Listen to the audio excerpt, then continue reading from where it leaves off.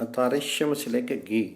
पहला श्लोक जिसका भावार्थ इस प्रकार है। यजमानो, तुम लोग यज्ञ विद्या जानने वाले विद्वानों से याज्ञिक बनने के लिए जिज्ञासा करो और उनसे ये प्रार्थना करो कि आप हमको याज्ञिक बनावें, जिससे हम इस अविद्या रूप ज्ञान से निवृत्त होकर ज्ञान मार्ग पर चलें, हम उत्तम गुणों के धारण करने वाले हों और अंततः हमको मुक्ति प्राप्त हो, क्योंकि यज्ञ ही मुक्ति का साधन है और याज्ञिक पुरुष ही चिरायु होकर अमृत पद को प्राप्त होते हैं। या यो कहो कि जो पुरुष कर्म और ज्ञान दोनों साधनों से जिज्ञासा करता है वही अमृत रूप पद का अधिकारी होता है। इसलिए मुक्ति की इच्छा वाले पुरुषों को सदा ही यज्ञ का अनुष्ठान करना श्रेष्ठकर है। नियो से लेके प्रेयस्वान दूसरा श्लोक जिसका भावार्थ है। जो पुरुष यज्ञ आदि कर्म करता हुआ परमात्मा की उपासना में प्रवृत्त रहता है,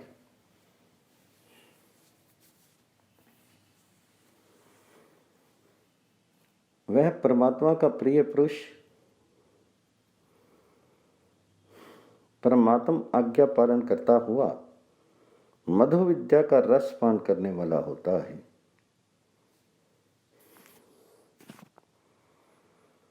अहेम से लेके विशिष्टा तीसरा श्लोक।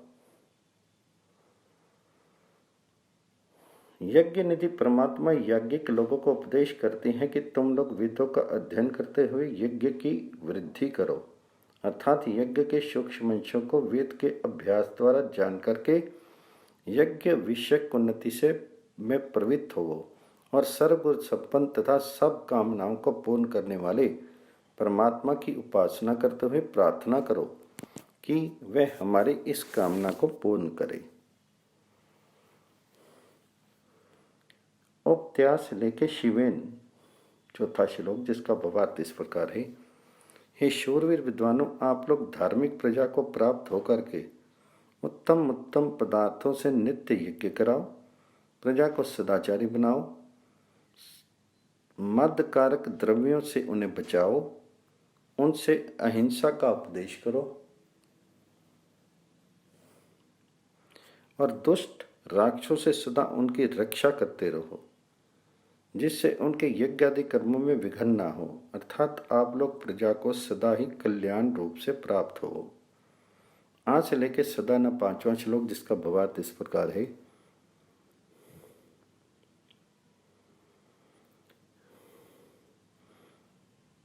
अध्यापक और उपदेश को आप लोग सब ओर से संपूर्ण प्रजा को प्राप्त होकर के अपने उपदेशों द्वारा मनुष्य मात्र की रक्षा करो और सब यजमान मिलकर के कल्याण रूप वेद वाणियों से ये प्रार्थना करो कि हमारे उपदेशक हमको अपने सदुपदेश से सदा पवित्र करे। सप्तम मंडल में 73वां सूक्त समाप्त हुआ। इमा ऊ से लेके गच्छत पहला श्लोक। हे विद्वानों, तुम सुख की इच्छा वाले यजमानों को प्राप्त होकर के उनको विद्युत तथा अग्नि विद्या का उपदेश करो, जिससे वह कला कौशल बनाने में प्रवीण हो और प्रत्येक स्थान में घूम घूम कर प्रजाजनों को इस विद्या का उपदेश करो, जिससे वह कला यंत्र बना करके ऐश्वर्यशाली होकर के, या यो कहो कि प्रजाजनों में विज्ञान और ऐश्वर्य का उपदेश करो, जिससे उनके शुभ मनोरथ पूर्ण हो। युवम से लेके मधु दूसरा श्लोक। हे यजमानों, तुम विद्वान उपदेशकों को नाना प्रकार के भोजन और मीठे रसों का पान करा के प्रसन्न करो, ताकि वह वेदवाणियों का तुम्हारे प्रति उपदेश करें और वह तुम्हारे सन्मुख मानस यज्ञ द्वारा अनुष्ठान करके तुम्हें शांति का मार्ग बतलावें, जिससे तुम लोग परस्पर एक दूसरे की उन्नति करते हुए प्रजा में धर्म का प्रचार करो। आज से लेके गतम तीसरा श्लोक। हे जल विद्या के जानने वाले अध्यापक तथा उपदेशक, आप शीघ्र आकर हमारे यज्ञ को शोभित करें, अर्थात हमारे यज्ञ में पधार करके हमें जलों की विद्या में निपुण करें, ताकि हम अपने ऐश्वर्य को बढ़ावें। हम आपका मधु आदि उत्तम उत्तम पदार्थों से सत्कार करते हैं। आप सब कामनाओं को पूर्ण करने वाले धन के स्वामी हैं। कृपा करके हमारे उपार्जन किए हुए धन का नाश नहीं करें, किंतु हमारी बुद्धि करें, जिससे हम यज्ञ आदि धर्म कार्यों में प्रवृत्त रहें। अश्वांश से लेके चौथा श्लोक, जिसका भावार्थ इस प्रकार है। परमात्मा आज्ञा देते हैं कि कर्मकांडी तथा वेद न्यायी सदग्रस्त यजमानों को चाहिए कि वह विद्वान उपदेशकों को अपने गृह में बुला करके उनके खान पान आदि से भले प्रकार सेवा करके उनसे नर नारी सदुपदेश ग्रहण करके अपने जीवन को पवित्र करें और उन विद्युत आदि विद्यावेता विद्वानों से शीघ्र गति वाले ज्ञान आदि को शिक्षा प्राप्त करके ऐश्वर्य संपन्न हों। अगा से लेके नासत्या पांचवा श्लोक, जिसका भावार्थ है। परमात्मा उपदेश करते हैं कि हे यश तथा ऐश्वर्य की कामना वाले यजमानों, तुम विद्वान उपदेशकों को प्राप्त होकर के उनसे सदुपयोग उपदेश ग्रहण करते हुए यशस्वी और ऐश्वर्यशाली हो और अपने व्रत में दृढ़ रहो, अर्थात ऐश्वर्य संपन्न होने पर भी अपने व्रत से कदापि विचलित मत हो। प्राय से लेके सुशिक्षितम छठा श्लोक, जो यजमान वेद मर्यादा पर चलते हुए अपने ऐश्वर्य को बढ़ाते हैं, वे विजय प्राप्त राजाओं के रथ के समान शोभित होते हैं। अर्थात जब राजा विजयी होकर अपने देश को आता है, उसी समय उसकी प्रजा उसका मान हार्दिक भावों से करती है। इसी प्रकार प्रजा उन नरों का सत्कार अपने हृदय भावों से करती है जो विद्वानों से उत्तम शिक्षा प्राप्त करके तद अनुकूल अपने आचरण करते हैं। वही अपने यश से शोभित होकर प्रजा को सुशोभित करते और वही उत्तम भूमि को प्राप्त होते हैं। सप्तम मंडल 74वां सूक्त समाप्त हुआ। वही उससे लेके अजीक पहला श्लोक, जिसका भावार्थ इस प्रकार है।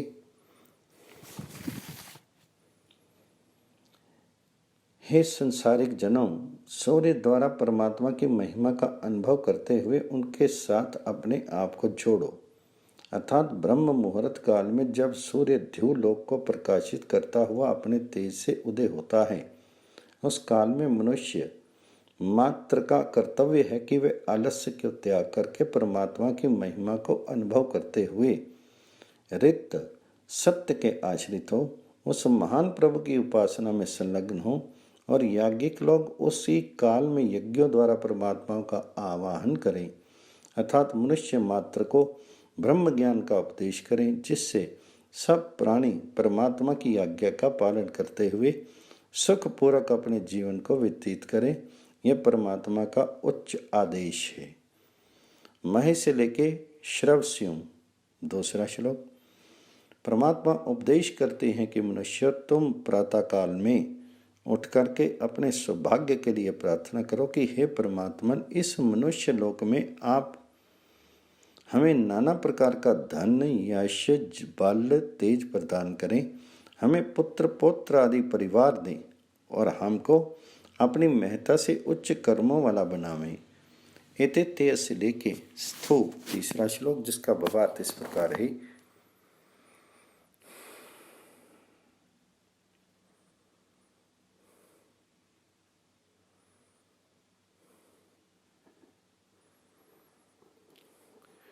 उषा सूर्य की रश्मियों का एक पुंज है। जब वह रश्मियां इकट्ठी होकर पृथ्वी तल पर पड़ती हैं, तब एक प्रकार का अमृत भाव उत्पन्न करती हुई कई प्रकार के व्रत धारण कराती हैं। अर्थात नियम पूर्वक संध्या करने वाले उषा काल में संध्या के व्रत की और नियम से हवन करने वाले हवन व्रत को धारण करते हैं। इसी प्रकार सूर्योदय होने पर प्रजाजन नाना प्रकार के व्रत धारण करके अमृत भाव को प्राप्त होते हैं। अतः मनुष्य का कर्तव्य है कि वह प्रातः उषा काल में अपने व्रतों को पूर्ण करे। व्रतों का पूर्ण करना ही अमृत भाव को प्राप्त होना है। ईशा सिंह के पत्नी चौथा श्लोक,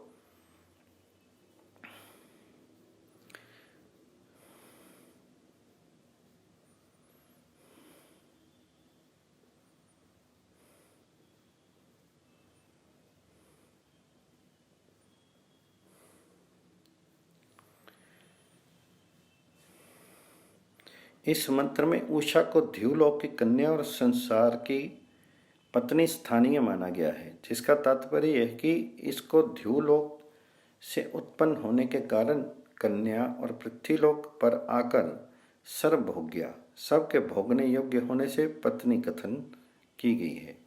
उषा में पत्नी भाव का आरोप करने से तात्पर्य ये है कि ये प्रतिदिन प्रातःकाल सब संसारी जनों का उद्बोधन करती है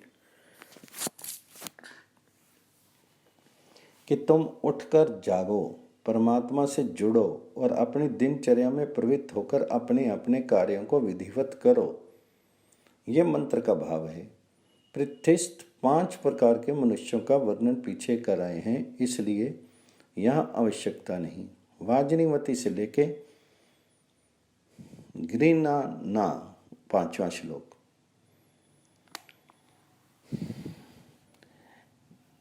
प्रातःकाल पूर्व दिशा में जो रक्त वर्ण की दीप्ति सूर्य उदय के समय उत्पन्न होती है, उसका नाम उषा है। ध्युलोक उसका पिता स्थानीय और सूर्य पति स्थानीय माना गया है, क्योंकि वह ध्युलोक में उत्पन्न होती है और सूर्य उसका भोक्ता होने के कारण उसका पति रूप से वर्णन किया है। या यूं कहो कि सूर्य की रश्मि रूप उषा सूर्य की शोभा को बढ़ाती है और सदैव उसके साथ रहने के कारण उसको योषा रूप से वर्णन किया गया है।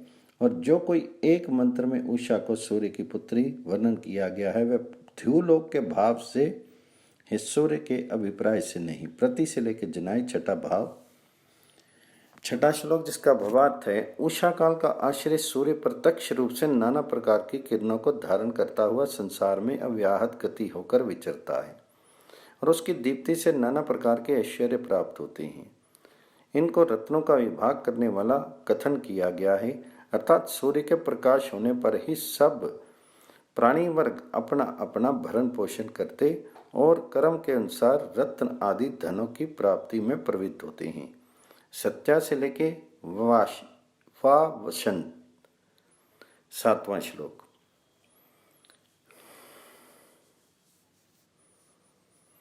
इस मंत्र में उषा का महत्व वर्णन किया गया है, क्योंकि विद्वान लोग उषा काल में ही परमात्मा की स्तुति करते हैं। बड़े बड़े याज्ञिक महात्मा इसी काल में यज्ञ करते हैं। गोपाल लोग गौओं को का सत्कार करते हैं और सब कर्मकांडी पुरुष उषा काल की इच्छा करते हैं, क्योंकि इसी काल में वैदिक कर्मों का प्रारंभ होता है, अर्थात संध्या, अग्निहोत्र, जप, तप आदि का सब अनुष्ठान इसी काल में किए जाते हैं। इसलिए ये उषा सबके कामना योग्य है। नो से लेके सदा न 8वां श्लोक, जिसका भावार्थ इस प्रकार है। परमात्मा उपदेश करते हैं कि हे याज्ञिक तथा विद्वान पुरुषों, तुम सदा उषा काल से ये प्रार्थना करो कि हे भगवान, आप हमें विविध प्रकार के ज्ञान आदि पदार्थ और दृढ़ इंद्रियों वाले पुत्र पौत्र आदि संतति प्रदान करो। हमें यज्ञ की कोई निंदा ना करे, कोई प्रत्युत सब अनुष्ठानी बन के हमारे सहकारी हों। हम निंदित कर्मों के अपयश से सदैव भयभीत रहें। आप ऐसी कृपा करें, हम आपसे प्रार्थना करते हुए सदा अपना कल्याण ही देखें। ये उपासक की प्रार्थना करने का प्रकार है। ये सप्तम मंडल में 75वां सूक्त समाप्त हुआ। उदू से लेके विश्वमुषा 1 श्लोक, जिसका भावार्थ इस प्रकार है। जो परमात्मा देव सब ब्रह्मांडों में ओतप्रोत हो रहा है और जो सबका उत्पत्ति स्थान तथा विद्वानों को शुभ मार्ग में प्रेरित करने वाला है, उसी देव का हम सबको आश्रयन करना चाहिए और उसी की उपासना में हमें संलग्न होना चाहिए, जो चराचर का चक्षु और हमारा पिता स्थानीय है। प्र में से लेके 2 श्लोक, जिसका भावार्थ इस प्रकार है। जब उपासक प्रथम परमात्म ज्योति को देख करके ध्यान अवस्थित हुआ, उस परमात्म देव का ध्यान करता तथा ध्यान अवस्था में उस ज्योति को संपूर्ण चंद्रमा आदि वस्तुओं से अलंकृत सब से शिरोमणि पाता है, तब मुक्त कंठ से ये कहता है कि देवताओं का ये मार्ग मुझको प्राप्त हो। या यूँ कहो कि परमात्म रूप दिव्य ज्योति को सब वसुओं में दीप्यमान हो रही है, उसका ध्यान करने वाले उपासक देव मार्ग द्वारा अमृत भाव को प्राप्त होते हैं। इस भाव को प्राची, दिक्किन्नर अधिपति इत्यादि संध्या मंत्रों में वर्णन किया है। प्राची आदि दिशाओं तथा उप दिशाओं का अधिपति एक परमात्मा देव ही है, जो हमारा रक्षक, शुभ कर्मों में प्रेरक और संपूर्ण ऐश्वर्य का दाता है। उसी की उपासना करने योग्य है, अन्य की नहीं। तानी दहानी से लेके पुनर्यतीव तीसरा श्लोक, जिसका भावार्थ इस प्रकार है। जिस प्रकार अग्नि से सहस्त्र प्रकार की ज्वालाएं उत्पन्न होती रहती हैं, इसी प्रकार सदा प्रकाश परमात्मा के स्वरूप से तेज की रश्मियां सदैव दीप्यमान होती रहती हैं। या यूँ कहो कि सवत प्रकाश परमात्मा की ज्योति सदैव प्रकाशित होती रहती है। जैसे पदार्थों के अनित्य गुण उन पदार्थों से पृथक हो जाते हैं, वह नाश को प्राप्त हो जाते हैं, इस प्रकार परमात्मा के प्रकाश रूप गुण का उससे कदापि वियोग नहीं होता। अर्थात परमात्मा के गुण विकारी नहीं, वह इस मंत्र का भाव है। चौथा श्लोक, जिसका भावार्थ है। परमात्मा उपदेश करते हैं कि हे मनुष्यों, विद्वानों के यज्ञ में वही सत्यवादी, वही कवि, वही प्राचीन उपदेष्टा और वही पितर माने जाते हैं, जो परमात्मा के गुप्त भाव को प्रकाशित करते हैं। अर्थात विद्वता तथा कवित्व उन्हीं लोगों का सफल होता है, जो परमात्मा के गुणों को कीर्तन द्वारा सर्वसाधारण तक पहुँचाते हैं। समान से लेके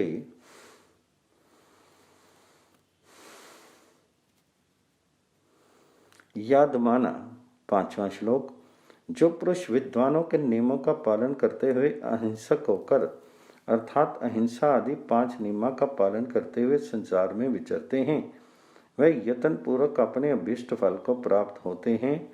या यो कहो कि वैदिक नियमों का वही पुरुष पालन करते हैं, जो अहिंसक होकर वेदवाणी का प्रचार करते और आपस में समान भाव से इंद्रियों का संयम करते हुए औरों को ब्रह्मचर्य व्रत का उपदेश करते हैं।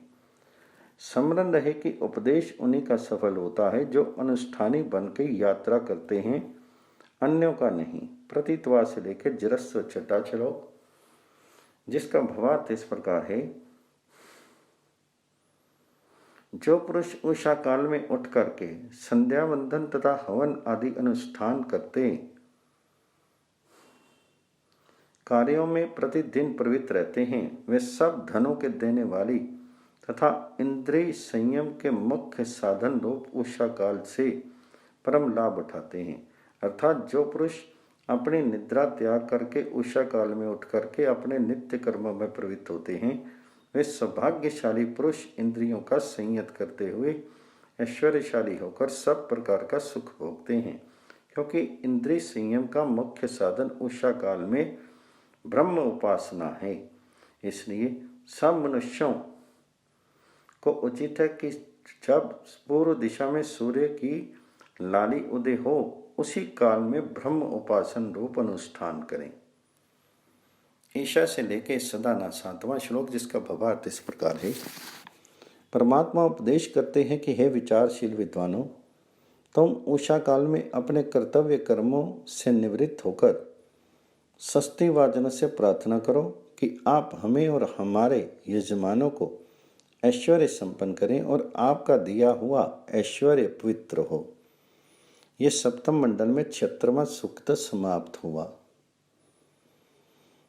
ओशो से लेके तमासी पहला श्लोक। इस मंत्र में परमात्मा को ज्योति रूप से वर्णन किया गया है, अर्थात जगत जननी ज्योति रूप परमात्मा को जीव मात्र का जन्मदाता है।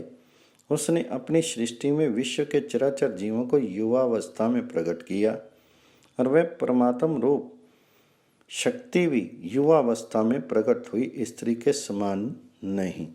विश्व से लेके दूसरा श्लोक, जिसका भावार्थ इस प्रकार है। जो दिव्य शक्ति संपूर्ण विश्व का धारण करके कोटानुकोटि ब्रह्मांडों को चला रही है, वही दिव्य शक्ति रूप परमात्मा सब ब्रह्मांडों को की जननी और वही सबका अधिष्ठान होकर स्वयं प्रकाशमान हो रहा है। देवा नाम से लेकर प्रबुद्धता। तीसरा श्लोक, जो दिव्य शक्ति सूर्य आदि सब तेजों का चक्षुरूप, सब प्रकाशक ज्योतियों को प्रकाश देने वाली, गतिशील, सूर्य चंद्र आदि को चलाने वाली और जो संपूर्ण संसार को आश्रय करके स्थित हो रही है, वही दिव्य शक्ति संपूर्ण विश्व का अधिष्ठान है। अतिवामा से लेके मघोनी चौथा श्लोक, जिसका भावार्थ इस प्रकार है। हे सब धनों से परिपूर्ण तथा ऐश्वर्य संपन्न स्वामी, आप हमें अन्न तथा गाय आदि पशुओं का स्वामी बनावें। आप हमें विस्तीर्ण भूमिपति बनावें। हमारे शत्रुओं को हमसे दूर करके सब प्रकार का हमें मित्र बनावें, अर्थात द्वेष बुद्ध को हमसे दूर करें, जिससे कोई भी हमसे शत्रुता ना करे। अधिक क्या, आप उपासकों को शीघ्र संपन्न करें, सब प्रकार का धन दें, जिससे हम लोग निरंतर आपकी उपासना तथा आज्ञा पालन में तत्पर रहें। अस्मयी से लेकर राघा पांचवा श्लोक। मंत्र का भाव स्पष्ट है। इसमें यह वर्णन किया है कि हे परमात्मन, आप हमें दीर्घायु दें और सब प्रकार के ऐश्वर्यों से संपन्न करें। यातवा दिवस से लेकर सदा ना छठा श्लोक। हे परमात्मा, उषा काल में विज्ञानी ऋषि महात्मा अपनी ब्रह्म विषयनी बुद्धि द्वारा आपको ज्ञान गोचर करते हुए आपका ध्यान करते हैं। वे आप हमारे पूजनीय पिता हमें धन संपन्न तथा ऐश्वर्य युक्त करते हुए सब प्रकार से हमारा कल्याण करें।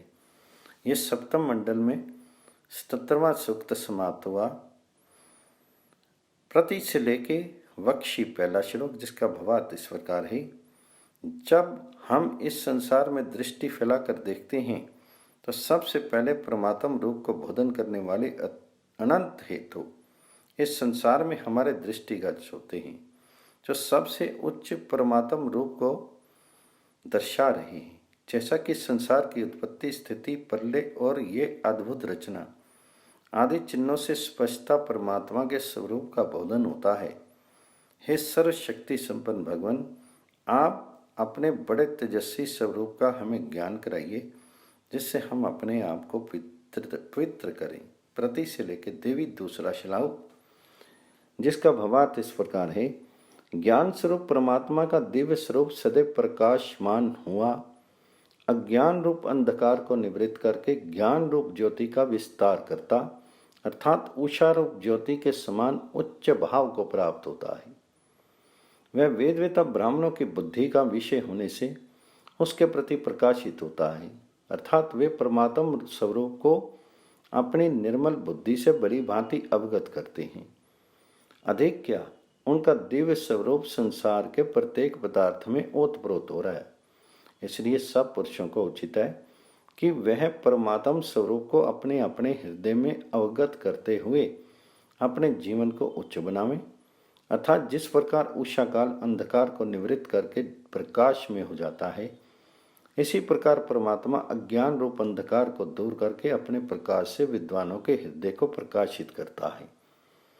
एता उत्तया से लेके जुष्टम तीसरा श्लोक। ज्ञान स्वरूप परमात्मा का ज्ञान सबसे पूर्व देखा जाता है। वे अपने ज्ञान का विस्तार करके पीछे प्रकाशित होता है, क्योंकि उसके जानने के लिए पहले ज्ञान को आवश्यकता है और उसी परमात्मा से सूर्य चंद्र आदि दिव्य ज्योतियां उत्पन्न होती हैं। उसी से यज्ञ का प्रादुर्भाव होता है और उसी से अग्नि आदि तत्व उत्पन्न होते हैं। वही परमात्मा अज्ञान रूप तम का नाश करके संपूर्ण ब्रह्मांड में अपने ज्ञान रूप प्रकाश का विस्तार करता है। इसलिए सबका कर्तव्य है कि उसी ज्ञान स्वरूप परमात्मा को प्राप्त होकर के ज्ञान की वृद्धि द्वारा अपने जीवन को उच्च बनावे। अचेती से लेकर बहेती चौथा श्लोक, जिसका भावार्थ है। इस ब्रह्मांड रूपी रथ को परमात्मा की दिव्य शक्तियां चलाती हैं। उसी रथ में जुड़ी हुई ध्युलोक की दुहिता उषा को विज्ञानी लोग देखते हैं, जो अन्न आदि ऐश्वर्य संपन्न बड़ी दृढ़ता वाली है। इस शक्ति को देखकर विज्ञानी महात्मा इस ब्रह्मांड में सर्वत्र परिपूर्ण परमात्मा का अनुभव करते हुए उसी की उपासना में प्रवृत्त होकर अपने जीवन को सफल करते हैं और परमात्मा की अचिंत्य शक्तियों को विचारते हुए उसी के संलग्न होकर अमृत भाव को प्राप्त होते हैं। प्रतित्वाद्य से लेकर सदा ना 5वां श्लोक, जिसका भावार्थ है, भगवान आपको शांत मन वाले योगी जन बोधन करते तथा बड़े बड़े ऐश्वर्य संपन्न आपके यज्ञ का वर्णन करते हैं और आपकी प्रेम में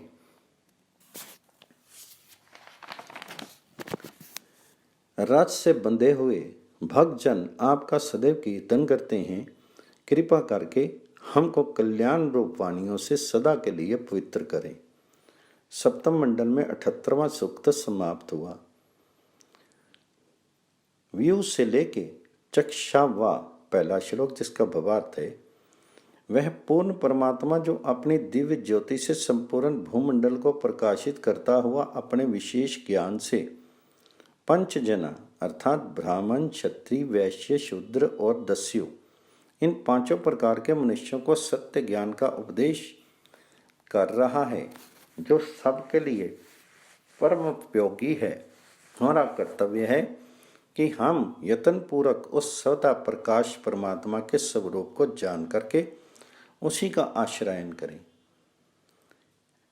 व्यजते से लेके बाहु दूसरा श्लोक, हे प्रकाश समरो परमात्मन, आप ध्युलोक पर्यंत संपूर्ण प्रजाओं को अपनी दिव्य ज्योति से प्रकाशित कर रहे हैं, अर्थात आप अपने ज्ञान रूप तप से प्रजाओं को रच करके सूर्य की किरणों के समान अज्ञान रूप तम को छिन्न भिन्न करके मनुष्यों को ज्ञान युक्त बनाते हैं।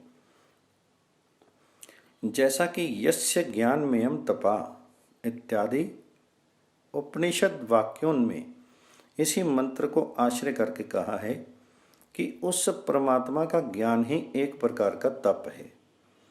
उसी ज्ञान रूप तप से परमात्मा इस ब्रह्मांड की रचना करके सबको यथावस्थित नियम में चला रहे हैं। अहोदुषा से लेके वसुनी तीसरा श्लोक, जिसका भावार्थ है, हे सर्वशक्ति संपन्न परमात्मन, आपकी दुष्टा रूप विद्युत आदि शक्तियाँ हमारे लिए कल्याणकारी होकर के हमें अनंत प्रकाश का धन धारण करावें और आपका ज्ञान हमारे हृदय को प्रकाशित करे। तब दूषों से लेके चौथा श्लोक, जिसका भावार्थ इस प्रकार है, हे सर्वपालक भगवान, हमको ऐश्वर्य संपन्न करें, जिससे हम अपने वेदवेता, स्तोता आदि विद्वानों को प्रसन्न करें, जो हमारे प्रति आपकी स्तुति उच्च स्वर से वर्णन करते हैं, या यूँ कहो कि परमात्म स्तुति कीर्तन करते हुए हमको आपकी उपासना में प्रवृत्त करते हैं। हे भगवान, आप हमें ऐसी शक्ति प्रदान करें, हम कठिन से कठिन मार्गों के द्वारों को खोल करके आपका दर्शन कर सकें। देवम देवम से लेके सदाना 5वां श्लोक, जिसका भावार्थ है, हे दिव्य शक्ति संपन्न परमात्मन, आप सब स्तोताओं को धन धान्य आदि से भले प्रकार समृद्ध करें, ताकि वह उत्तम उत्तम वेद वाणियों द्वारा आपका सदा स्तवन करते हुए हमारी बुद्धियों को आपकी ओर प्रेरित करें। और हे भगवान, आप हमें दानशील बनावें, ताकि हम उत्साहित होकर स्तोता आदि अधिकारियों को दान देने में समर्थ हों, और आप हमें सदा के लिए पवित्र करें। ये प्रार्थना है। सप्तम मंडल में 19वां सूक्त समाप्त हुआ। प्रति से लेके विश्वा पहला श्लोक, जिसका भावार्थ इस प्रकार है, इस मंत्र में संसार की उत्पत्ति, स्थिति तथा लय का वर्णन किया गया है, अर्थात संसार की उक्त तीनों अवस्थाओं का कारण एकमात्र परमात्मा है। वह परमात्मा इस संसार के रचना काल में प्रथम ऋषियों को वेद का ज्ञान देता है, जिससे सब प्रजा उस रचयिता परमात्मा के नियमों को भले प्रकार जान करके तद अनुसार ही आचरण करते हुए संसार में सुखपूर्वक विचरें। वही परमात्मा सब प्रकार का पालक पोषक और अंत समय में वही सबका संहार करने वाला है। ईशास्या से लेके यज्ञम अग्निम, दूसरा श्लोक जिसका भावार्थ इस प्रकार है। परमात्मा की दिव्य शक्ति जिससे सृष्टि के आदि काल में पुनः रचना होती है, वह परमात्मा की प्रकाश रूप ज्योति से प्रथम अंधकार का नाश करती है, क्योंकि प्रलय काल में ये सब संसार अंधकार में होता है। तत्पश्चात सूर्य अग्नि और यज्ञ को रच करके उषा काल का बोधन कराती है, जिससे सब प्रजागण परमात्मा का स्तवन करते हुए अपने कार्यों में प्रवृत्त होते हैं। परमात्मा की उस दिव्य शक्ति में कभी विकार उत्पन्न नहीं होता। वह युवावस्था को प्राप्त हुई मनुष्यों को कर्म के अनुसार सदा बल, बुद्धि आदि नूतन भावों को प्रदान करती रहती है और अंत में उसी परमात्मा में लय हो जाती है।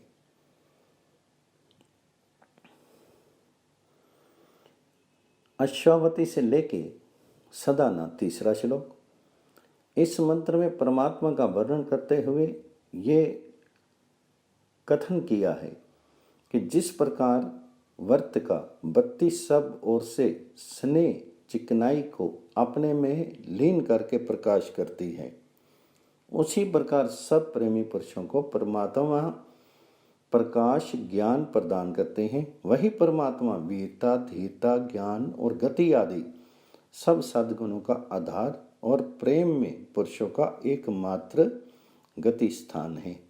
सप्तम मंडल में 80वां सूक्त समाप्त हुआ। ऋग्वेद अथ-षष्ठोऽध्याय विश्वानि देव सवितुर्दूतानि परासुवा यद्भद्रं तन्नसो। प्रत्यय से लेकर सुंडी, पहला श्लोक जिसका भावार्थ इस प्रकार है। दिव्य शक्ति संपन्न परमात्मा अपने अनंत सामर्थ्य से उपाधि ज्योतियों का विकास करता हुआ संसार के अंधकार को दूर करता है और विज्ञानी लोगों के लिए अपने प्रभुत ज्ञान का प्रकाश करता है। वही अपनी दिव्य शक्ति से वृष्टि द्वारा संसार का भरण पोषण करता है और वही सबको स्थिति देने वाला है। उत से लेके गमे मही, दूसरा श्लोक जिसका भावार्थ इस प्रकार है।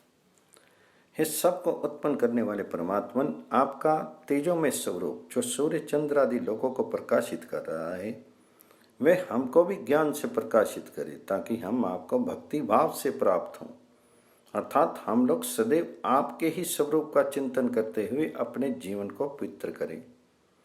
प्रतीतवा से लेके मैं, तीसरा श्लोक जिसका भावार्थ इस प्रकार है। हे ज्योति स्वरूप परमात्म देव, आप ऐसी कृपा करें उषा काल में अनुष्ठान करते हुए आपके समीप हों और ही सब संसारिक ऐश्वर्य और आत्म सुख आप देने वाले हैं। कृपा करके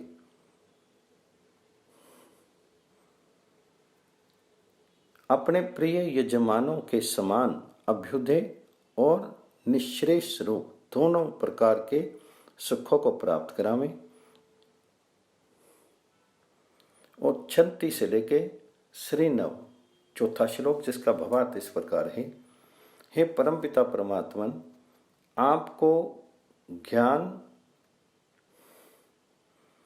और विज्ञानी पुरुष ही उपलक्ष्य कर सकते हैं, साधारण मनुष्य पुरुष नहीं।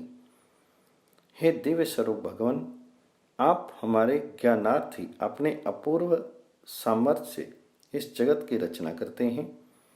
आप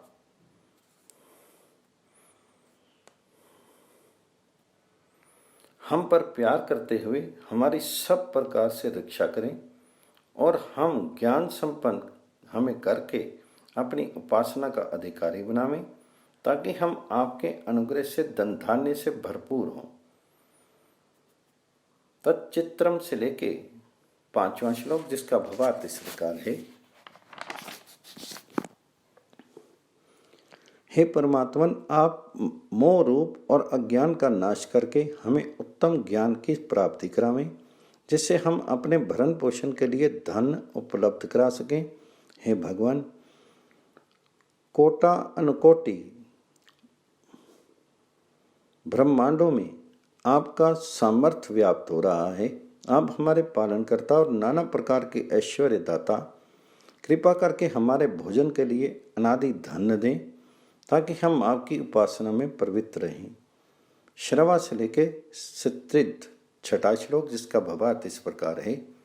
हे सर्वशक्ति संपन्न भगवान, आप शूरवीरों को वीरता रूप सामर्थ्य देने वाले, विज्ञानियों को विज्ञान रूप सामर्थ्य देते, आप ही नाना प्रकार के अन्न तथा ज्ञान के साधन, कला कौशल आदि के प्रदाता हैं।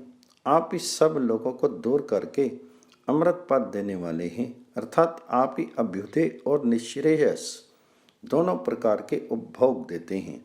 सप्तम मंडल में 81वां सूक्त समाप्त हुआ। इंद्रावरण से लेके दुढ़्या। पहला श्लोक।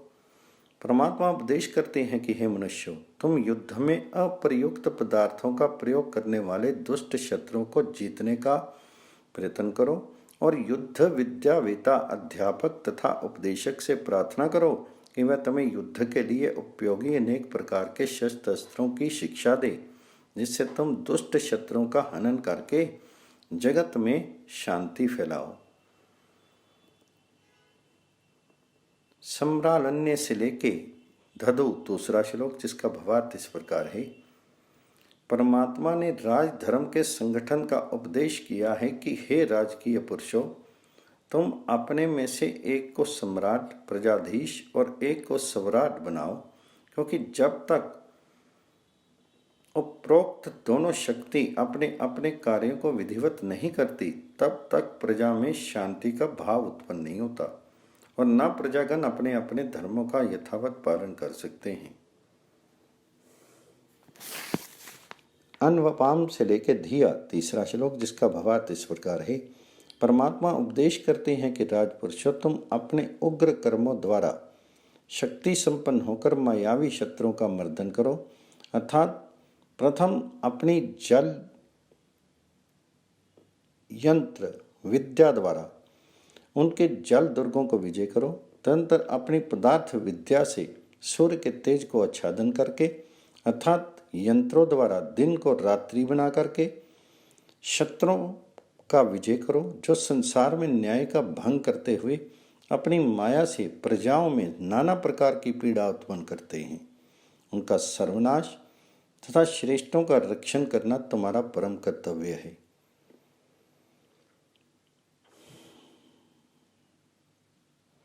युवाम से लेके हवा में है चौथा श्लोक, जिसका भावार्थ इस प्रकार है।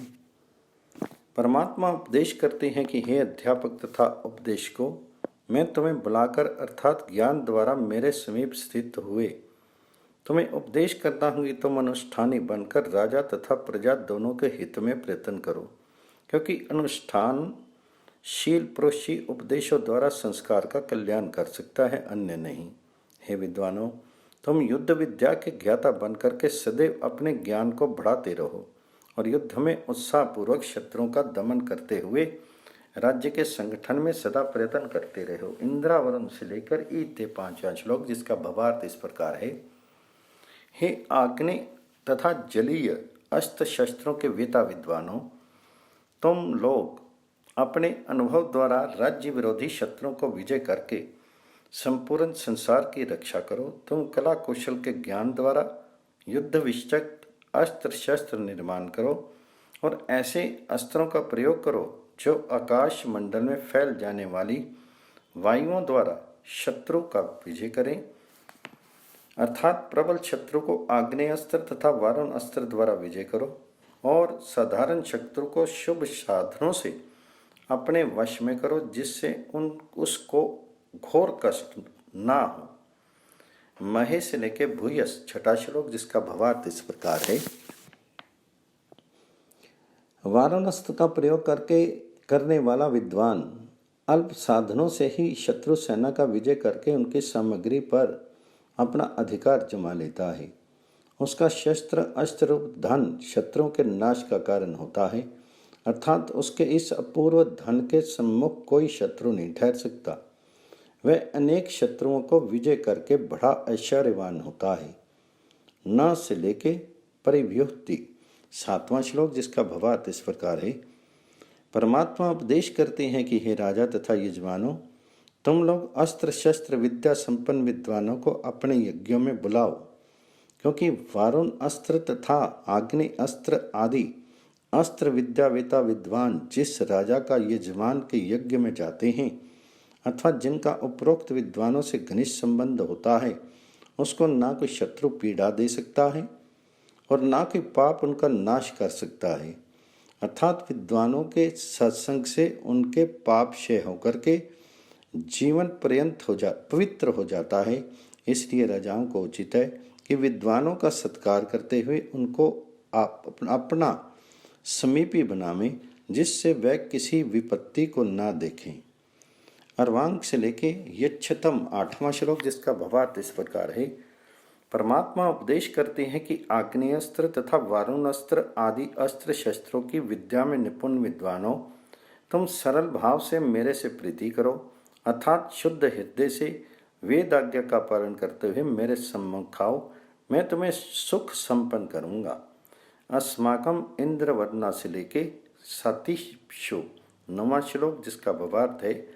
परमात्मा उपदेश करते हैं कि हे विद्वानों, तुम प्रत्येक संग्राम में मेरे सम्मुख हो, अर्थात मुझसे विजय प्राप्ति के लिए प्रार्थना करो, क्योंकि मेरी सहायता के बिना कोई किसी को जय नहीं कर सकता। हे बड़े बलवान योद्धाओं, जो तुम्हारे साथ ईर्ष्या करते हैं वह भी अपनी स्वार्थ सिद्धि के लिए हैं, परंतु प्रजा और धर्म की रक्षा करना तुम्हारा मुख्य कर्तव्य होने से तुम किसी का पक्षपात मत करो। सदा राज धर्म का पालन करना और राजा की आज्ञा में सदैव रहना तुम्हारा धर्म है, जिसका अनुष्ठान करते हुए परमात्मा के समीपी हो। अस्मय से लेके सवितुर्मनामहे 10वां श्लोक, जिसका भावार्थ इस प्रकार है। जिस प्रकार ऋग यजु साम अथर्व ये चारों वेद परमात्मा की आज्ञा पालन कराने के लिए 4 विभागों में विभक्त हैं, इसी प्रकार राज्य शासन भी 4 विभागों में विभक्त जानना चाहिए, अर्थात आग्नेयास्त्र तथा वारुण अस्त्र विद्या जानने वालों से सैनिक रक्षण और राज्य मंत्री तथा न्यायाधीश, इन दोनों से राज्य प्रबंध। इस प्रकार उक्त चारों से धन की याचना करते हुए सदा ही इनके कल्याण का शुभ चिंतन करते रहो, अर्थात सम्राट के राष्ट्र प्रबंध से उक्त चारों संसारिक सुख की अभिलाषा करो और दिव्य शक्ति संपन्न परमात्मा से नित्य सुख की प्रार्थना करते हुए उनके दिव्य गुणों का सदा गान करते रहो, जिससे तुम्हें सद्गति प्राप्त हो। ये 7वें मंडल में 82वां सूक्त समाप्त हुआ। युवाम से लेके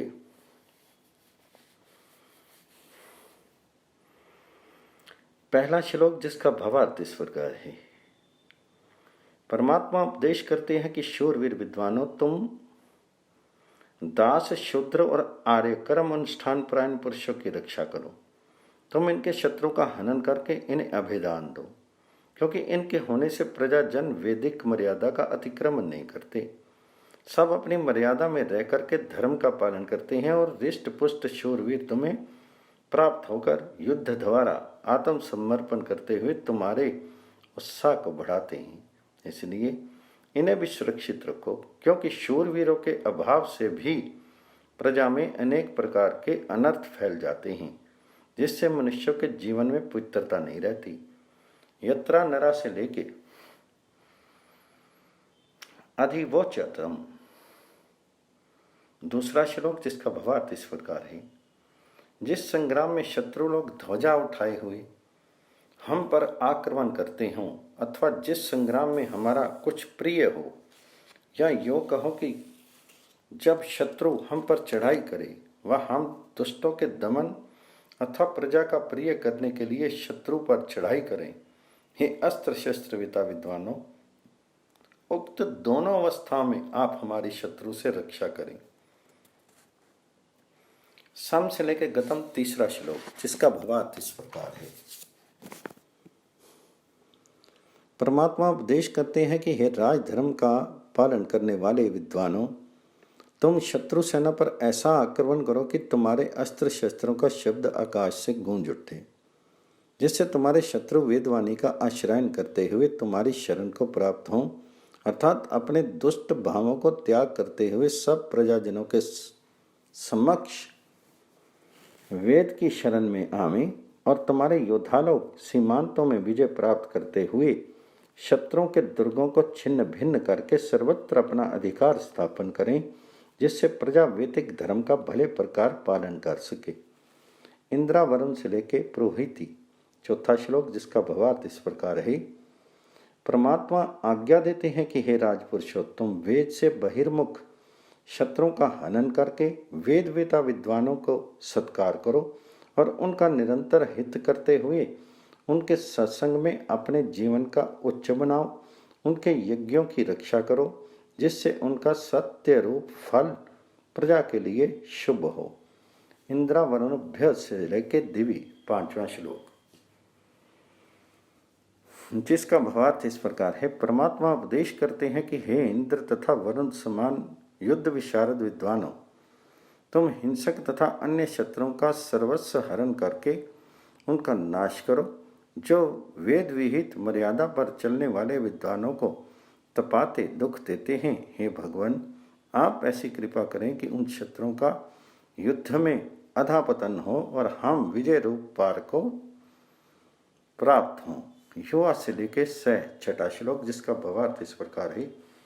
परमात्मा उपदेश करते हैं कि हे इंद्र तथा वरुण रूप विद्वानों, तुम युद्धों में विजय प्राप्त करते हुए कर्म अनुष्ठानी तथा वेद विद्या प्रकाशक विद्वानों की रक्षा करो, अर्थात कर्म उपासना तथा ज्ञान द्वारा भक्ति भाव को प्राप्त पुरुषों की सेवा में सदा तत्पर रहो, जिससे उन्हें कोई कष्ट प्राप्त ना हो। 10 राजान से लेके 7वां श्लोक, जिसका भावार्थ इस प्रकार है कि राजा तथा राजकीय पुरुषों की सदा वैदिक धर्म का अनुष्ठान करना चाहिए, क्योंकि व्रत तप और अनुष्ठानशील राजा को 10 राजा भी मिलकर युद्ध में पराजित नहीं कर सकते। दृढ़वती,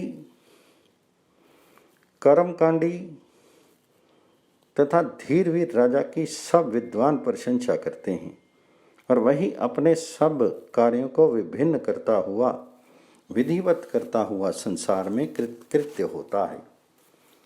ऐसे धर्मज्ञ राजा की सब विद्वानों को सहायता करनी चाहिए। 10 राज्ञ से लेके 8वां श्लोक, जिसका भावार्थ इस प्रकार है। परमात्मा उपदेश करते हैं कि राजा लोगों, तुम कर्म कांड युक्त तथा सदाचार संपन्न होकर अपने कार्यों को विधिवत करो और युद्ध रूप कर्म में बुद्धिपूर्वक प्रवृत्त हो। जो सदाचार संपन्न राजा बुद्धिपूर्वक युद्ध करता है, उसको अनेक राजा सब ओर से आक्रमण करने पर भी विजय नहीं कर सकते। परमात्मा आज्ञा देते हैं कि हे धनुर्विद्या संपन्न अध्यापक तथा उपदेशकों, तुम ऐसे धर्मपरायण राजा की सदा सहायता करो, जिससे वह शीघ्र कृतकार्य हो। वृतान्य से लेके यक्षतम 9वां श्लोक, जिसका भावार्थ इस प्रकार है। जो राजा लोग व्रतों की रक्षा करते और दुष्ट शत्रुओं का दमन करते हैं, वे अस्त्र शस्त्र विद्या वेता विद्वानों, तुम उनकी सहायता करो, क्योंकि व्रत पालन तथा दुष्ट दमन किए बिना प्रजा में सुख का संचार कदापि नहीं हो सकता। 8वें से लेके सवितुर्मना में 10वां श्लोक, जिसका भावार्थ इस प्रकार है। हे न्यायाधीश परमात्मन, आप इंद्र आदि विद्वानों द्वारा हमको नित्य सुख की प्राप्ति कराइए और ऐसी कृपा करें कि हम आपके सत्य आदि गुणों का गान करते हुए सदैव आपकी स्तुति में तत्पर रहें। यह सप्तम मंडल में 83वां सूक्त समाप्त हुआ। आवो से लेकर जिगाति 1 श्लोक, जिसका भावार्थ इस प्रकार है। परमात्मा उपदेश करते हैं कि यजमानों, तुम अग्नि विद्या वेता तथा जल वायु आदि तत्वों को विद्या जानने वाले विद्वानों को दुष्ट दमन रूप संग्राम में बुलाओ और नम्र वाणियों द्वारा उनका सत्कार करते हुए उनको उद्बोधन करो कि हे भगवान, जिस प्रकार घृत आदि पदार्थों से अग्नि दैदीप्यमान होती है, इसी प्रकार आप हमारे सम्मान आदि भावों से दैदीप्यमान होकर शत्रु रूप समिधाओं को शीघ्र ही भस्म करो, जिससे हमारी शुभ कामनाएं पूर्ण हो। युवों से लेकर लोकम, दूसरा श्लोक, जिसका भावार्थ इस प्रकार है। परमात्मा उपदेश करते हैं कि राज पुरुषोत्तम सदैव अपने राष्ट्र की वृद्धि में लगे रहो और उसको प्रेम रूप रज्जु के बंधन से ऐसा बांधो कि वे किसी प्रकार से भी शिथिलता को प्राप्त ना हो। अधिक क्या, जिनके राष्ट्र दृढ़ बंधनों से बंधे हैं, उन पर ना कोई जलयानों द्वारा आक्रमण कर सकता है और ना कोई विद्युत आदि शक्तियों से उनको हानि पहुंचा सकता है। जो राजा अपने राष्ट्र को दृढ़ बनाने के लिए प्रजा में प्रेम उत्पन्न करता, अर्थात अन्याय और दुराग्रह का त्याग करता हुआ अपने को विश्व साहू बनाता है तथा वे दोनों परस्पर उन्नत होते हैं और पृथ्वी से लेकर ध्युलोक पर्यंत सर्वत्र उनका अटल प्रभाव हो जाता है। इसलिए उचित है कि राजा अपने राष्ट्र को दृढ़ बनाने के लिए प्रजा में प्रेम उत्पन्न करे। प्रजा में प्रेम का संचार करने वाला राजा ही अपने सब कार्यों को विधिवत करता और वही अंततः परमात्मा को प्राप्त होता है। कृतम से लेके तिरेतम, तीसरा श्लोक, जिसका भावार्थ इस प्रकार है। परमात्मा आज्ञा देते हैं कि न्यायाधीश तथा सेनाधीश राजपुरुषोत्तम प्रजाजनों को प्राप्त होकर के उनके घरों को यज्ञों द्वारा शोभित करो और शूर वीरों को वैदिक शिक्षा दो, ताकि वह वेद वाणी रूप ब्रह्म स्तोत्रों का प्रजा में भांति भली भांति प्रचार करें और राजा तथा प्रजा दोनों ऐश्वर्य युक्त पदार्थों से भरपूर होकर और प्रजाजन भी उन विद्वानों से प्रार्थना करे कि हे भगवान, आपकी रक्षा से हमको पुष्फल धन प्राप्त हो और हम आपकी रक्षा में रहकर मनोअभिलक्षित उन्नति करें। 8वें से लेकर 22, चौथा श्लोक। परमात्मा उपदेश करते हैं कि हे मनुष्य, तुम सब प्रकार के ऐश्वर्य तथा धन की याचना उसी परमात्मा से करो, क्योंकि वही परम ऐश्वर्य युक्त नाना प्रकार के अन्न रूप धनों का स्वामी और वही सब संसार को यथा भाग देने वाला है। वह अनृतवादियों को दंड देता और धर्मात्मा शूरवीरों को यथेष्ट धन का स्वामी बनाता है। इसलिए उचित है कि सब प्रजा जन सत्यपरायण होकर परमात्मा से ही धन की प्रार्थना करें। यम इंद्र से लेकर सदाना, 5वां श्लोक, जिसका भावार्थ इस प्रकार है। हे भगवान, हमारा किया हुआ स्वाध्याय तथा वैदिक कर्मों का अनुष्ठान, ये सब आप ही का यश है, क्योंकि इन्हीं कर्मों के अनुष्ठान से हमारे पुत्र पौत्र आदि संतानों की वृद्धि होती है और हम ऐश्वर्य संपन्न होकर के आपके भक्ति भाजन बनते हैं। अर्थात वैदिक कर्मों के अनुष्ठान द्वारा ही मनुष्य को पुत्र पौत्र आदि संतति प्राप्त होती है और इसी से धन आदि ऐश्वर्य की वृद्धि होती है। इसलिए जिज्ञासुओं को उचित है कि वे धन प्राप्ति तथा ऐश्वर्य वृद्धि के लिए वैदिक कर्म का निरंतर अनुष्ठान करें और संतति अभिलाषियों के लिए भी यही कर्म उपादेय है। यह सप्तम मंडल में 84वां सूक्त समाप्त हुआ। पुनीशे से लेके अभी के पहला श्लोक, जिसका भावार्थ इस प्रकार है। परमात्मा उपदेश करते हैं कि प्रजाजनों, तुम इंद्र से ऐश्वर्य युक्त शूरवीर तथा वरुण शत्रु सेना को शस्त्रों द्वारा आच्छादन करने वाली वीर पुरुषों का सोमाद उत्तम उत्तम पदार्थों से सत्कार करके उन्हें प्रसन्न करते हुए अपनी स्नेहपूर्ण शुद्ध बुद्धि द्वारा सदैव उनकी रक्षा के लिए प्रार्थना करो, जिससे वे शत्रुओं को पराजय करके तुम्हारे लिए सुखदायी हों। तुम युद्ध में चढ़ाई के समय उनके सहायक बनो और उनको सदा प्रेम की दृष्टि से देखो, क्योंकि जहाँ प्रजा और राजपुरुषों में परस्पर प्रेम होता है, वहाँ सदैव आनंद बना रहता है। इसलिए तुम दोनों परस्पर प्रेम की वृद्धि करो। स्पर्धन्ते से लेके विशोच, दूसरा श्लोक। इंद्र विद्युत की शक्ति जानने वाला, वरुण जलयान की विद्या जानने वाला, हे विद्युत तथा जलीय विद्याओं के जानने वाले सेनाध्यक्षों, तुम असुर सेना के हनन करने के लिए सदा उद्यत रहो और युद्ध करते हुए अपनी सेना के झंडों की बड़े प्रयत्न से रक्षा करो और अपने साथ ईर्ष्या करने वालों का सदा परास्त करते रहो, ताकि कोई अन्यायकारी पुरुष तुम्हें कभी दबाकर अन्याय नहीं कर सके। ये तुम्हारे लिए ईश्वरीय आदेश है। आपसे लेके निहंती, तीसरा श्लोक, जिसका भावार्थ इस प्रकार है। जो पुरुष परमात्म शक्तियों को धारण करके भिन्न भिन्न कर्मों के ज्ञाता हैं, वे परम ऐश्वर्य युक्त परमात्मा की उपासना करते हुए न्यायाधीश के पद पर स्थित होते हैं। और जो बुद्धि विद्या विशारद होते हैं, वे आकाशस्थ शत्रु की सेना को मेघमंडल के समान अपने प्रबल वायु सदृश वेग से छिन्न भिन्न करते हैं।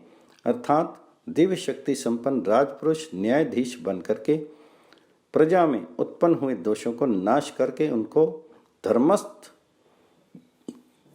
पथ पर चलाते और दूसरे सेनाधीश बन करके वश में न आने वाले शत्रुओं को विजय करके प्रजा में शांति फैलाते हुए परमात्मा की आज्ञा का पालन करते हैं।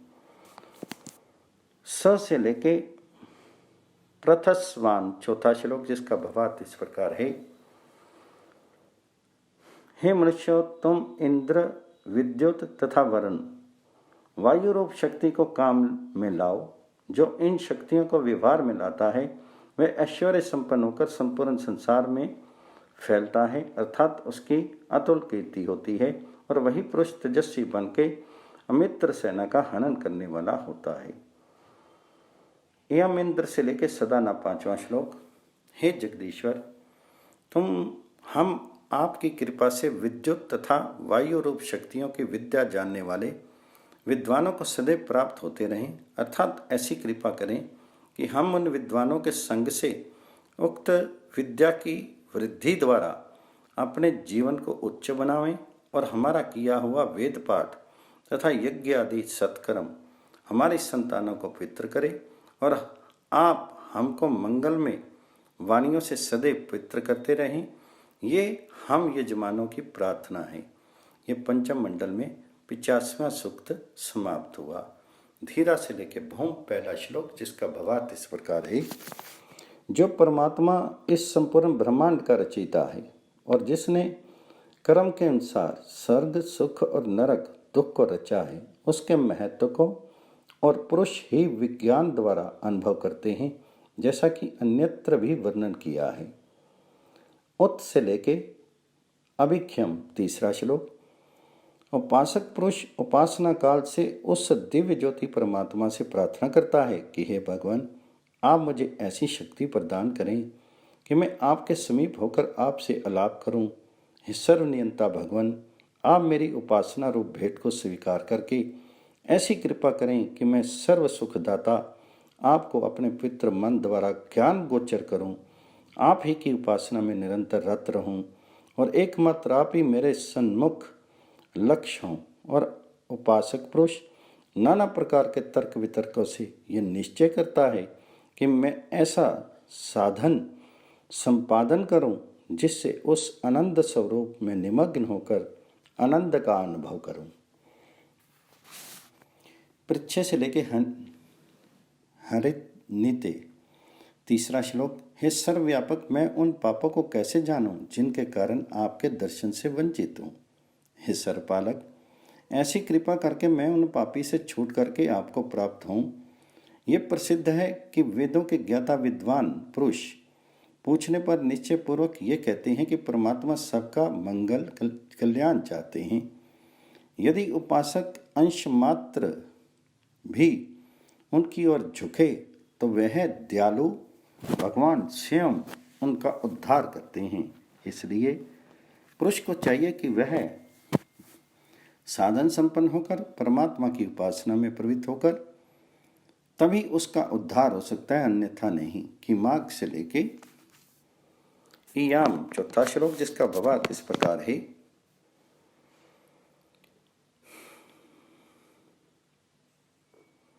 इस मंत्र में उपासक अपने पापों के मार्जन निमित्त परमात्मा से प्रार्थना करता है कि हे महाराज, ये मैंने कौन बड़े पाप किए हैं जिसके कारण मैं आपको प्राप्त नहीं हो सकता अथवा आपकी प्राप्ति में विघ्नकारी है। हे मित्र रूप परमेश्वर, आप मेरा हनन न करते हुए अपनी कृपा द्वारा उन पापों से मुझे निर्मुक्त करें ताकि मैं शीघ्र ही आपको प्राप्त हों। अब से लेके विशिष्टम, पांचवा श्लोक, जिसका भावार्थ इस प्रकार है। हे जगदीश्वर, जो स्वभाव मेरे माता पिता की ओर से मुझसे आया है अथवा मैंने अपने दुष्कर्मों से जो प्रकृति बना ली है, उसकी आप अपनी कृपा से दूर करके मुझको अपना समीपी बनाइए।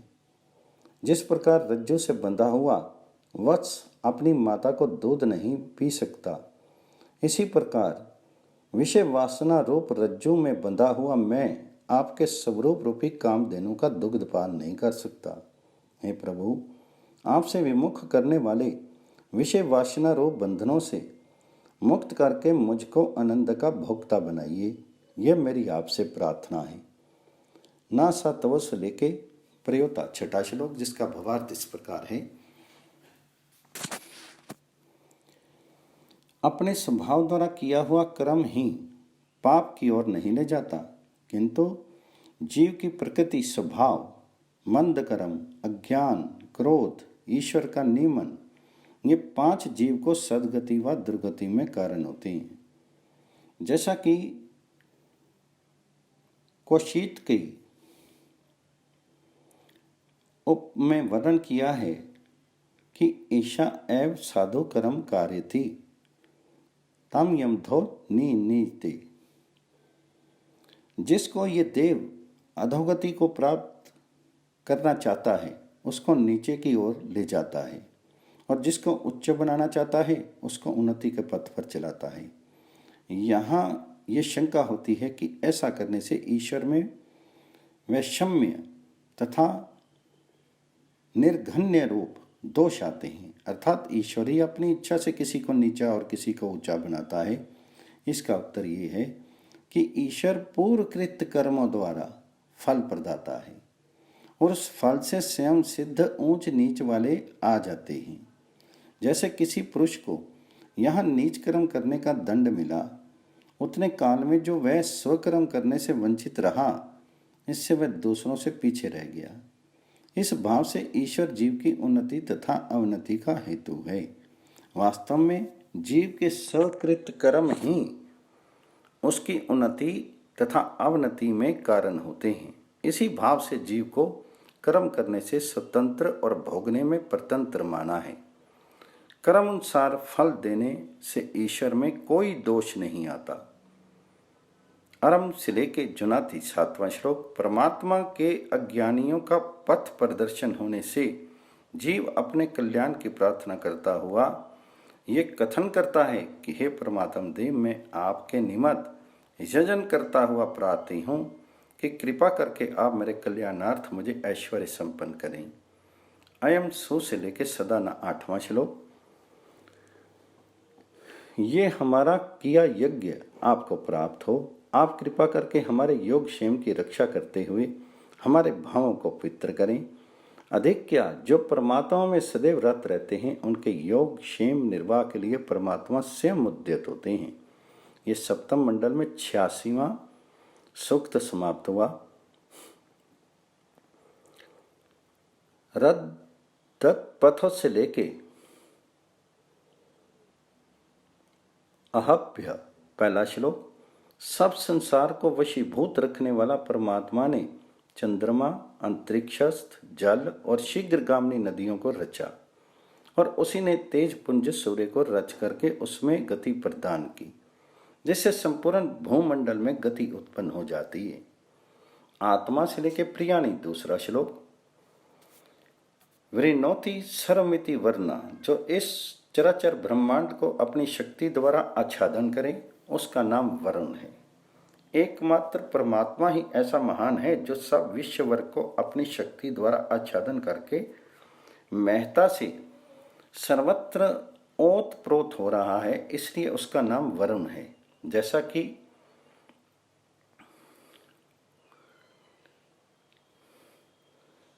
ईशावास्यमिदं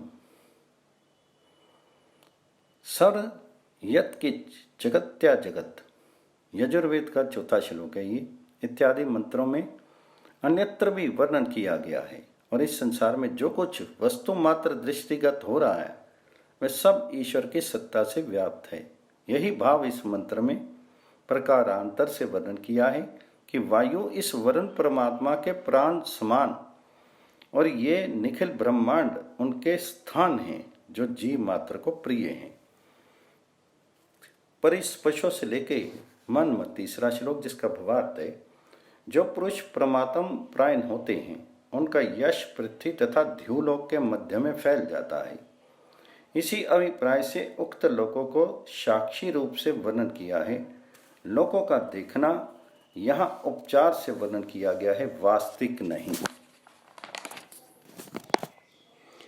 क्योंकि वास्तव में देखने तथा साक्षी देने का धर्म पृथ्वी तथा ध्युलोक में न होने से तत्रस्थ मनुष्यों की लक्षणा कर लेनी चाहिए।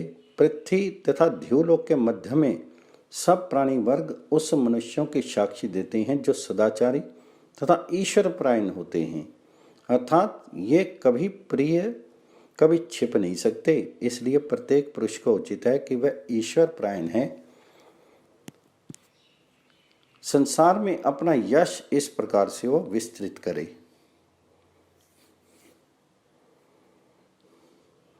उवाच से लेके शिक्षण, चौथा श्लोक, जिसका भावार्थ इस प्रकार है। परमात्मा अपने ज्ञान के पात्र मेधावी भक्तों को अपनी भक्ति का मार्ग बतलाते हुए उपदेश करते हैं कि तुम 21 नामों वाले यज्ञ जिनको वेदवाणी ने धारण किया है उसका अनुष्ठान करो, अर्थात ब्रह्म यज्ञ आदि 5 महायज्ञ और उपनयन आदि 16 संस्कार रूप यज्ञ, इन 21 यज्ञों का करने वाला मुक्ति धाम का अधिकारी होता है और वही परमात्मा की समीपता को उपलब्ध करके सुख का अनुभव करता है। ये परमात्मा का उपदेश मनुष्य मात्र के लिए ग्राह्य है कि उक्त 21 यज्ञ का अनुष्ठान करते हुए अपने जीवन को उच्च बनाइए। तीसरों से लेके शुभे कम, 5वां श्लोक। एकमात्र परमात्मा का ही ये ऐश्वर्य है जिसने नभोमंडल में अनुरूप वाले अंतरिक्ष, निर्वात स्थान और ध्युलोक प्रकाश स्थान, ये 3 प्रकार का ध्युलोक और ऊपरी तल, मध्य तथा रसातल, ये 3 प्रकार पृथ्वी जिसमें षड ऋतुएं चक्रवत घूम घूम कर आती हैं और पृथ्वी तथा ध्युलोक के मध्य में सबसे विचित्र तेजो मंडल में सूर्यलोक का निर्माण किया जो संपूर्ण भूमंडल तथा अन्य लोक लोकांतरों को प्रकाशित करता है। इसलिए विविध रचना से ज्ञान होता है कि परमात्मा का ऐश्वर्य अकथनीय है। इस मंत्र में विभूति संपन्न वरुण को विराट रूप से वर्णन किया गया है। आपसे लेके राजाम, छठा श्लोक, जिसका भावार्थ इस प्रकार है। वे पूर्ण परमात्मा जिसने समुद्र आदि अगाध जलाशयों की मर्यादा बांध दी है, वह रेणु आदि सूक्ष्म परमाणु का निर्माता, वे अनंत शक्ति संपन्न और वही इस सद्रूप जगत का राजा है। यो से लेके सदाना, 7वां श्लोक। इस मंत्र में जो ये वर्णन किया है कि वह अपराध करते हुए को अपनी दया से क्षमा कर देता है, इसका आशय यह है कि वह अपने संबंध में हुए पापों को क्षमा कर देता है, परंतु जिन पापों का प्रभाव दूसरों पर पड़ता है उनको कदापि क्षमा नहीं करता। जैसे कोई प्रमादवश किसी दिन संध्या ना करे तो प्रार्थना करने पर उस पाप को वह क्षमा कर सकता है, परंतु चोरी अथवा असभ्य भाषण आदि पापों को वह कदापि क्षमा नहीं करता, उसका दंड अवश्य देता है। यद्यपि परमात्मा में इतनी उदारता है कि वह अपराधों को क्षमा भी कर सकता है, परंतु हमको उसके समक्ष सदैव निरपराध होकर जाना चाहिए। जब हम उस परमात्मा के नियमों को पालन करते हुए उससे क्षमा की प्रार्थना करते हैं तभी वह हमारे ऊपर दया कर सकता है, अन्यथा नहीं। ये सप्तम मंडल में 27वां सूक्त समाप्त हुआ। प्र से लेके बृहंतम पहला श्लोक, जिसका भावार्थ इस प्रकार है। परमात्मा उपदेश करते हैं कि हे सनातक विद्वानों, तुम उनकी उपासना करो जिसने सूर्य चंद्रमा का निर्माण किया है और जो इस जगत की उत्पत्ति स्थिति प्रलय का कारण है, जिसके भय से अग्नि आदि तेजस्वी पदार्थ अपने अपने तेज को धारण किए हुए हैं। आघात से लेके निनियात दूसरा श्लोक। हे ज्ञान स्वरूप परमात्मन, आप मेरी चित्तवृत्ति को निर्मल करके अपने स्वरूप की प्राप्ति के योग्य बनाइए। आज से लेके शुभे कम तीसरा श्लोक, जिसका भावार्थ है कि जब पुरुष अपनी इच्छाओं को ईश्वर अधीन कर देता है, या यो कहो कि जब निष्काम कर्मों को करता हुआ उनके फल की इच्छा नहीं करता है, तब परमात्मा के भावों में विचरता हुआ पुरुष एक प्रकार के अपूर्व आनंद को अनुभव करता है। विशिष्टम से लेके सा चौथा श्लोक, जिसका भावार्थ है परमात्मा जिस पुरुष के शुभ कर्म देखता है उसको उत्तम विद्वान बनाता है और कर्म के अनुसार ही परमात्मा ऋषि विप्र ब्राह्मण आदि पदवियां प्राप्त करता है। क से लेके ग्रहमते पांचवा श्लोक, जिसका भावार्थ इस प्रकार है। जो जिज्ञासु सब कर्मों को हिंसा रहित करता है और परमात्मा के साथ निष्पाप आदि गुणों को धारण करके उसको मैत्री को उपलब्ध करता है, वह उसके अनंत ऐश्वर्य युक्त स्वरूप को प्राप्त होता है। तात्पर्य यह कि जब तक जिज्ञासु अपने आप को उसकी कृपा का पात्र नहीं बनाता, तब तक वह उसकी स्वरूप प्राप्ति का अधिकारी नहीं बन सकता। यह से लेके वरुथम छठा श्लोक, जिसका भावार्थ इस प्रकार है।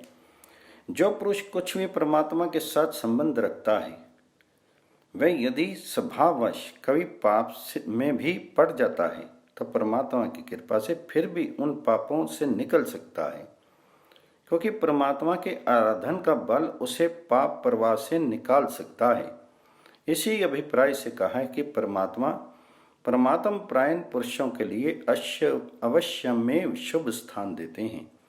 ध्रुवासु से लेकर सदाना सातवां श्लोक, जिसका भावार्थ इस प्रकार है। इस मंत्र में जो पृथ्वी को नित्य कथन किया है, इससे यह तात्पर्य है कि यह संसार मिथ्या नहीं, क्योंकि ध्रुव पदार्थ मिथ्या नहीं होता किंतु दृढ़ होता है। यह सप्तम मंडल में 28वां सूक्त समाप्त हुआ।